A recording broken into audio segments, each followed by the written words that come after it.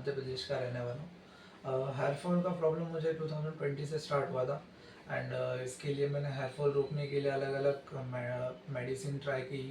मोनोक्सिल लगा, बहुत सारी चीज़ें की, पर उससे हेयर फॉल आपका कभी रुकता नहीं है। वो जब तक आप यूज़ कर रहे हो तब तक उसका इफेक्ट रहेगा।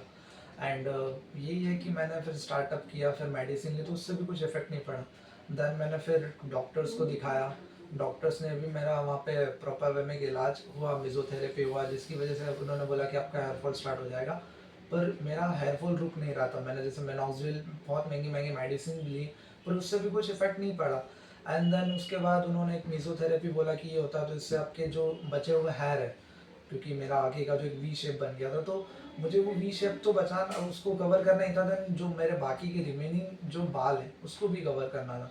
तो मैंने उनसे मीज़ोथेरेपी करा। मीज़ो के बाद जब तक वो 6 मंथ का मीज़ोथेरेपी चला, उससे कुछ इफेक्ट थोड़ा बहुत पड़ा कि हाँ थोड़े हेयर फॉल रुक गए। पर जैसे ही वो मैंने मीज़ो बंद हुआ और मिनॉक्सिल बंद किया, मेरे हेयर फॉल वापस स्टार्ट हो गए। जैसे ही फिर मैंने मिनॉक्सिल चालू करा, देन फिर मेरे हेयर स्टॉप हो गए।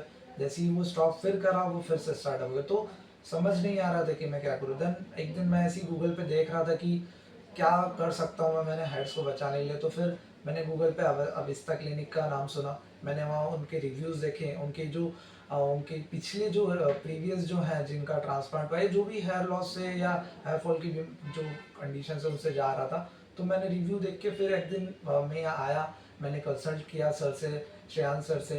एंड सारी चीज़ें उन्होंने बताया कि ठीक है, कि ये जो आपका चिकनाईपन आ गया, वी शेप जो बन गया, उसको सिर्फ वो जो एक ही चीज़ है जो अपन जिससे कवर कर सकते हैं, हाँ, तो वो है सर्जरी।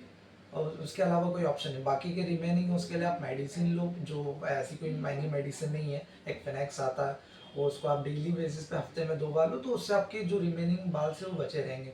देन फिर मैंने यहाँ पे 2-3 बार कंसल्ट किया, 2-3 बार मैं आया, मैंने देखा एटमोसफियर देखा, मुझे अच्छा लगा।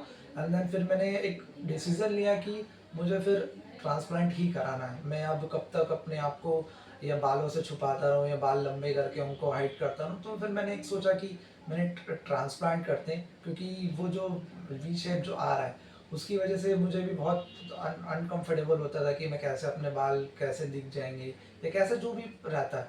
फिर देन मैंने सर से अगस्त में बात की थी। देन फिर मैं और आया, एंड देन उसके बाद सारी चीज़ें उन्होंने सही चीज़ें से बताई मुझे।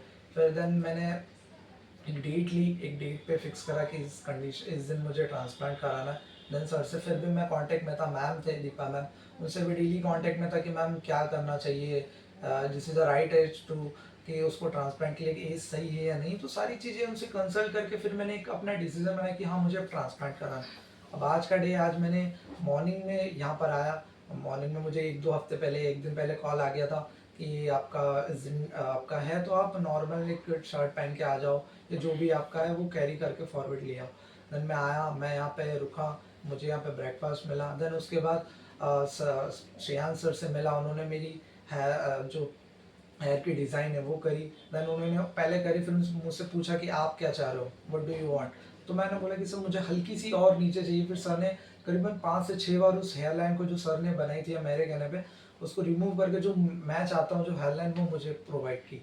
देन वहाँ से बात, उसके बाद फिर मैंने सर को एक और बात कंसल्ट किया कि सर नहीं, थोड़ा सा और मुझे लग रहा है कि मेरा जो साइज़ है उसको मैं और छोड़ा नीचे जा रहा हूँ। फिर सर ने फिर अलग साइज़ में उसको फिर अलग डिज़ाइन करा। फिर देन मैं कंसल्ट हुआ। उसके बाद मेरा ट्रिम हुआ बाल का, जो पीछे का फोरहेड है जहाँ से ग्राफ्स निकाले जाते हैं, वो ट्रिम हुआ। देन उसके बाद मैं सीधा ओटी में गया। ओटी में भी मुझे बहुत कंफर्टेबली रखा गया कि सारी चीज़ें पूछे कि अगर ग्राफ्स निकाल रहे हैं तो आपको पेन तो नहीं हो रहा है। ओटी का भी जो एटमॉस्फेयर है वो अच्छा है, सॉन्ग्स बज रहे थे, तो आप कभी बोर नहीं होंगे, आपको नींद नहीं आएगा। क्योंकि जो ट्रांसप्लांट का जो सर्जरी होता है वो ऑलमोस्ट 4 to 5 आवर्स चलता है। या आपको जैसे अगर आपका 10 बजे स्टार्ट हुआ है, 11 बजे स्टार्ट हुआ, तो वो ऑलमोस्ट 4 बजे या 5 बजे तक वो चलेगा।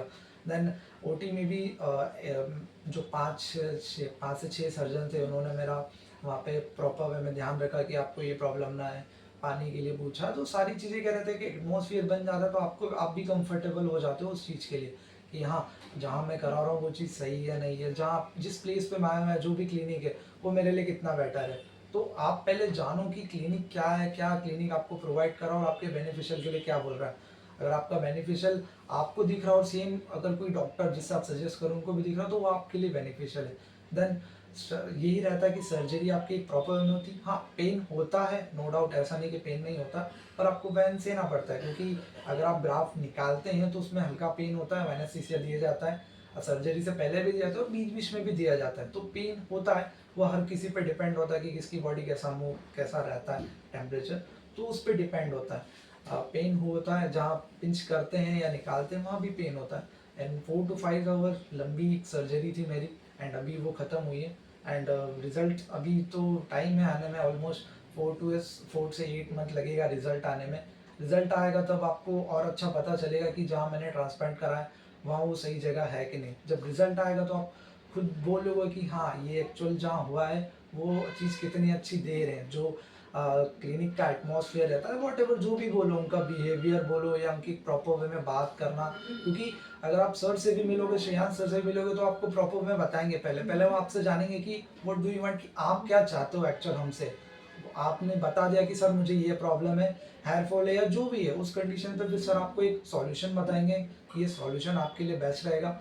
अगर सर ने आपको सॉल्यूशन बताया, आप रिसर्च करो सॉल्यूशन के बारे में, ये सॉल्यूशन बेस्ट है या नहीं। अगर आपको लगता है वो सॉल्यूशन आपके लिए, तो वो आपके लिए बेस्ट ही बताएंगे, क्योंकि वो भी एक जो डॉक्टर हैं, जो भी सर्जन है, वो आपके लिए बेनिफिशियल के लिए चीज़ें बताओ। वो एक्सपीरियंस है, वो आपसे ज़्यादा एक्सपीरियंस है और इस फील्ड को ज़्यादा जानते हैं।